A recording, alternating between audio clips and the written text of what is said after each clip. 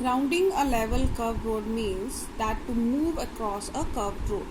Okay, you must have observed that whenever you round a curved road, the various forces that acting on a body are weight of the body acting vertically downward and normal reaction are acting upward.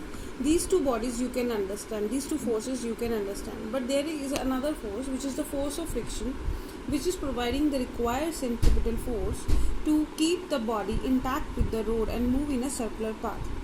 This to understand this concept, for example, just imagine the situation whenever you are rounding a curved road and there is a rainy weather, there was a rainy season, and in that case the roads will be slippery, and it might happen to you sometime that you may get slipped on that the same road on which you were moving when the weather was normal. Okay, so it means in that case the frictional force was reduced, which was keeping the body intact with the road. Okay, so it means this frictional force is providing the necessary centripetal force on the body to keep it in circular path. Now writing the various forces, R is equal to mg, and centripetal force should be less than equal to the frictional force. Okay, or we can say the frictional force should be greater than or equal to the centripetal force, so that the body may round the level curve without skidding. Right. From that we also know that F is equal to mu R. Right.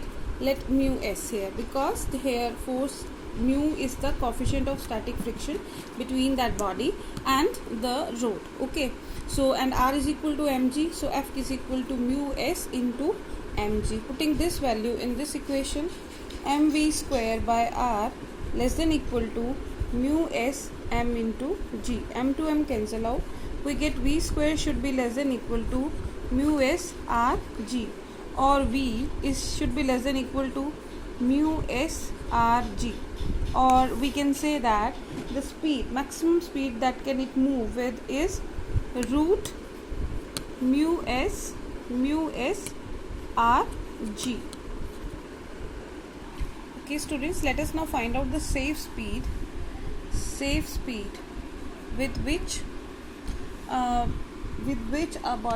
vehicle should be round a leveled curved road. Okay, for this let us consider h is the height of this vehicle for the center of gravity from the ground, and 2x is the distance between the tires.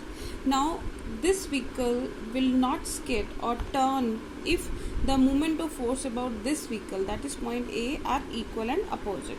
Now for moment of force is given by mv square by R into h. Force into perpendicular distance is the moment of force, is equal to another force is mg, and the perpendicular distance is x, mg into x. So m to m cancel out, v square is equal to g x R by h, or v is equal to root g x R by h. This is the safer speed with which the vehicle should move, so that it may not skid.